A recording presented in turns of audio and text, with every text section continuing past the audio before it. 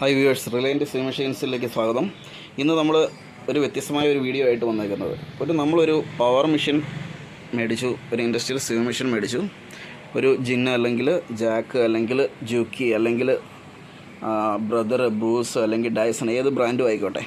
അപ്പോൾ ആ മെഷീൻ മേടിച്ചു. നമ്മളത് മെഷീൻ വീട്ടിൽ കൊണ്ടുവന്നു. നമ്മൾ ജസ്റ്റ് അടിക്കാൻ വേണ്ടി നോക്കും. നമ്മൾ നൂലൊക്കെ കറക്റ്റായിട്ട് തന്നെ നമ്മൾ ഇട്ടിട്ടുണ്ട്. നൂലൊക്കെ ഇട്ട് അടിക്കാൻ പോവുകയാണ്. ജസ്റ്റ് നമ്മൾ സ്റ്റിച്ച് സെലക്ട് ചെയ്തു. നമ്മളൊരു 3800 അതിൻ്റെ ബേസ് സ്പീഡ് സെലക്ട് ചെയ്ത് നമ്മൾ സ്റ്റിച്ച് ചെയ്യുകയാണ്. ഇത് നമ്മൾ സ്റ്റിച്ച് ചെയ്ത് പോകുന്നുണ്ട്. സ്റ്റിച്ച് ചെയ്ത്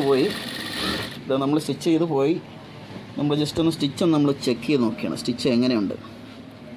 ഇത് നമ്മൾ ബാക്കിലത്തെ സ്റ്റിച്ച് ഇത് നമ്മൾ ചെക്ക് ചെയ്യുന്ന സമയത്ത് ഇതെല്ലാം ഇവിടെ എല്ലാം പൊങ്ങിയിരിക്കുക. അപ്പോൾ നമ്മൾ വിചാരിക്കും ഇത് പുതിയ മെഷീൻ മേടിച്ച് നമ്മൾ വീട്ടിലെത്തി ഇത് മെഷീൻ എന്തോ കംപ്ലൈൻ്റ് ആണ്. ഇതുകൊണ്ടോ ഇത് സ്റ്റിച്ച് മുഴുവൻ ഇങ്ങനെ ഒരു പെർഫെക്ഷൻ ഇല്ലാതെ എല്ലാം ഇങ്ങനെ പൊങ്ങി നിൽക്കുകയാണ്.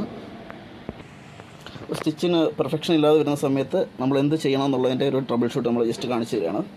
എന്ത് ചെയ്യണം, ജസ്റ്റ് ഇതാണ് ടെൻഷൻ സെറ്റ് ടൈറ്റ് ചെയ്ത് കൊടുക്കുക. കുറച്ച് നന്നായി ടൈറ്റ് ചെയ്യുക. എന്നിട്ട് അതിന് ശേഷം നമ്മൾ ഇതിൻ്റെ പ്രഷർ ബാർ ലിഫ്റ്റർ ജസ്റ്റ് താന്നാണോ ഇരിക്കുന്നത് നോക്കുക. താത്തി വെച്ചതിന് ശേഷം പ്രഷർ ബാർ ലിഫ്റ്റർ താന്നായിരിക്കണം. അല്ലെങ്കിൽ ഇത് നമ്മൾ കാലുകൊണ്ട് സപ്പോർട്ട് ചെയ്യുന്ന ഒരു ലിഫ്റ്റർ ഉണ്ടല്ലോ, പവർ മെഷീൻ എല്ലാം ഉണ്ട്. ആ ലിഫ്റ്റർ കറക്റ്റായിട്ട് തന്നെയാണെന്നുള്ളത് ഉറപ്പ് വരുത്തുക. ജസ്റ്റ് അത് സപ്പോർട്ട് കറക്റ്റായിരിക്കും. അതിന് ശേഷം നമ്മൾ എന്ത് ചെയ്യണമെന്ന് വെച്ചിട്ടുണ്ടെങ്കിൽ ഈ ടെൻഷൻ സെറ്റ് ടൈറ്റ് ചെയ്യണം. ടെൻഷൻ സെറ്റ് ടൈറ്റ് ചെയ്തിട്ട് നമ്മൾ പ്രഷർ ബാർ ലിഫ്റ്റർ താത്തി വെച്ചതിന് ശേഷം നമ്മൾ എന്ത് ചെയ്യുക, ഈ നൂല് ഇവിടുന്ന് നമ്മൾ ജസ്റ്റ് നമ്മൾ താഴേക്ക് വലിച്ചു നോക്കുക.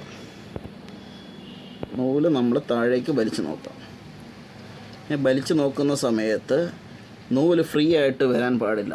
നൂല് ഫ്രീ ആയിട്ട് വരുന്നുണ്ടെങ്കിൽ ഈ ടെൻഷൻ സെറ്റിൽ നമ്മൾ ഒന്നുകൂടെ ടൈറ്റ് ചെയ്ത് കൊടുക്കുക.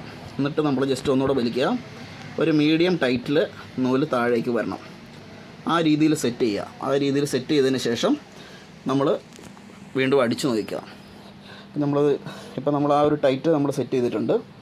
എല്ലാം കറക്റ്റായിട്ട് സെറ്റ് ചെയ്തിട്ടുണ്ട്. ടൈറ്റ് കറക്റ്റായിട്ടുണ്ട്. ഇനി നമ്മൾ അടിച്ച് നോക്കുകയാണ്.